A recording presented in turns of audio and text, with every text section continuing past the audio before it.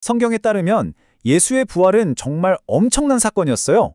온 이스라엘을 뒤흔들 정도였다고 하죠. 그런데요, 참 이상한 게 있습니다. 당시 최고의 역사가라고 할 수 있는 사람이 이 사건에 대해서는 거의 아무 말도 안 했다는 겁니다. 이 침묵, 과연 뭘 의미하는 걸까요? 성경 기록을 보면요, 예수의 부활은 그냥 사건이 아니에요. 이건 온 나라를 뒤집어 놓은 그런 급의 일이었죠. 제자들은 물론이고 수많은 사람들이 부활한 예수를 직접 봤다고 하고 이것 때문에 기독교가 그야말로 폭발적으로 성장했다고 하잖아요. 말 그대로 온 국민이 충격에 빠진 그런 사건으로 그려지고 있는 거죠. 자, 바로 여기서 이상한 점이 딱 드러납니다. 이렇게까지 큰 사건이었는데 당시 유대 사회의 거의 모든 걸 기록했던 최고의 역사가 바로 플라비우스 요세푸스는 여기에 대해 거의 입을 꾹 다물고 있다는 거예요. 네, 바로 이거예요. 이게 오늘 우리가 파고들 핵심 질문입니다. 아니, 왜 침묵했을까요? 만약 정말로 온 나라를 뒤흔든 부활 사건이 있었다면 역사가가 이걸 모를 리가 없잖아요, 그쵸? 자, 그럼 이제부터 이 수수께끼를 풀기 위해서 두 가지 이야기를 한번 비교해 보겠습니다. 하나는 신앙의 이야기, 다른 하나는 역사의 기록이죠. 우선 이 미스터리의 열쇠를 쥔 인물이죠. 바로 역사가 요세푸스. 이 사람에 대해 먼저 알아봐야 합니다. 도대체 그의 말이, 아니, 그의 침묵이 왜 이렇게까지 중요한 걸까요? 요세푸스, 이 사람은요, 그냥 책상에 앉아서 글만 쓰던 사람이 아니에요. 1세기 유대 사회에 관해서라면 이 사람을 빼놓고는 이야기할 수가 없습니다. 최고의 권위자였거든요. 심지어 유대로마 전쟁 때는 직접 군대를 이끌었던 지휘관이었고 예루살렘이 함락되는 끔찍한 장면을 자기 눈으로 직접 본 산증인입니다. 게다가 예수님이 활동했던 시기랑도 굉장히 가까운 시대 사람이란 말이죠. 그러니 그의 기록이 당시 상황을 이해하는데 얼마나 중요하겠어요. 성경 외 자료 중에서는 거의 최고봉이라고 할 수 있죠. 자, 상식적으로 한번 생각해 보자고요. 이런 어마어마한 경력을 가진 역사가가 만약 사회 전체가 발칵 뒤집힐 만한 기적을 봤다면 이걸 기록 안 하고 그냥 넘어갔을까요? 그럴 리가 없죠. 당연히 기록에 남겼어야죠. 좋습니다. 그럼 이제 요세푸스가 실제로 예수에 대해 뭐라고 썼는지 그 문제의 기록을 직접 한번 들여다보죠. 과연 그는 부활에 대해 뭐라고 말했을까요? 그런데 정말 놀랍게도요, 그가 남긴 그 방대한 책들 전체를 다 뒤져봐도 예수를 언급한 구절은 딱 두 군데밖에 없습니다. 네, 단 2번이요. 자, 그 중에서도 이게 그 유명한 플라비우스의 증언이라는 구절인데요. 얼핏 읽어보면 와, 이거 완전 예수의 부활을 증언하는 내용이잖아요. 그는 그리스도였다. 사흘 만에 살아 나타났다. 그런데 말이죠, 대부분의 학자들은 이 결정적인 부분들이 원래 요세푸스가 쓴 게 아니라고 봐요. 나중에 후대의 기독교 필사자들이 슬쩍 끼워 넣었다는 거죠. 왜 그렇게 생각하냐면요, 아주 간단해요. 만약 이 글을 요세푸스가 진짜로 썼다면 그는 기독교인이었어야 말이 되잖아요. 그쵸?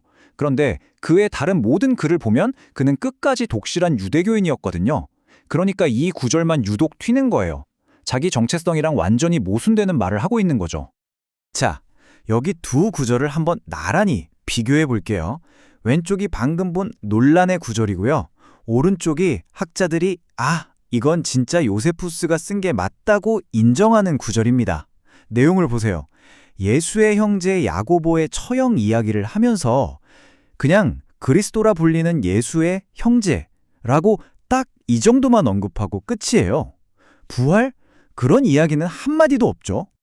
그러니까 결론은 명확합니다. 요세푸스의 진짜 기록을 통해서 우리가 확인할 수 있는 건 예수라는 인물이 실존했다는 사실, 딱 거기까지예요. 그가 일으켰다는 그 어마어마한 기적, 부활에 대해서는 철저하게 침묵하고 있다는 거죠. 자, 그렇다면 이 침묵, 대체 뭘 의미하는 걸까요? 지금부터 이 침묵 속에 숨겨진 강력한 의미를 한번 파헤쳐 보겠습니다. 성경의 이야기와 역사 기록을 딱 놓고 보면요, 그 차이가 정말 어마어마합니다. 한쪽에서는 온 나라가 발칵 뒤집혔다! 꼭 외치는데 다른 한쪽에서는 그냥 조용한 거예요. 아무 일도 없었다는 듯이요. 정말 이상하죠? 여기서 우리가 던져야 할 질문이 바로 이겁니다. 좋아요, 100번 양보해서 요세푸스가 부활을 안 믿었다고 칩시다. 그럴 수 있죠. 하지만 만약 부활을 믿는 사람들 때문에 사회가 정말 시끄러워지고 소동이 일어났다면요? 역사가라면 그 기적 자체는 안 믿더라도 그 사회적 소요에 대해서는 기록을 남겼어야 하는 거 아닐까요? 결국 요세푸스의 침묵이 말해주는 건 어쩌면 아주 간단한 사실일지도 모릅니다.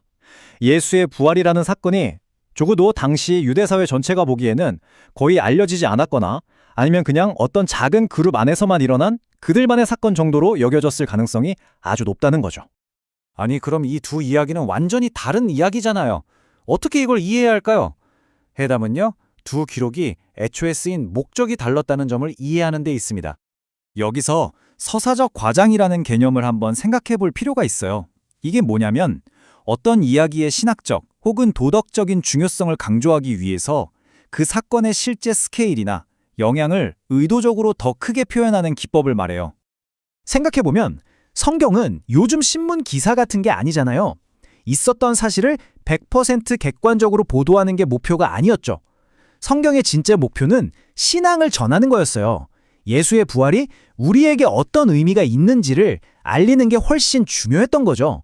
그러다 보니 그 중요성을 최대한 강조하기 위한 표현 방식이 사용됐을 수 있다는 겁니다. 자, 이 표를 보시면 한눈에 정리가 되실 겁니다. 성경이라는 신학의 관점에서 부활은 온 나라를 뒤흔든 공개적인 기적이었어요. 하지만 요세푸스로 대표되는 역사의 관점에서 보면 그건 당시에 아주 소수의 특정 집단만이 가졌던 믿음이었다는 거죠. 여기서 정말 중요한 점이 있습니다. 이런 역사적인 분석이 부활은 없었다고 말하는 게 아니에요. 그건 신앙의 영역이니까요. 다만 그 사건이 그 당시에 사회 전체에 미친 영향력의 실제 크기가 어느 정도였는지를 역사적인 증거를 가지고 한번 다시 그려보는 작업인 거죠. 자, 당대 최고의 역사가가 남긴 이 거대한 침묵. 이 사실을 마주하고 나니 여러분은 역사적 사실과 종교적 기록의 관계에 대해 어떤 생각이 드시나요? 한 번쯤 깊이 생각해 볼 만한 질문이 아닐까 싶습니다.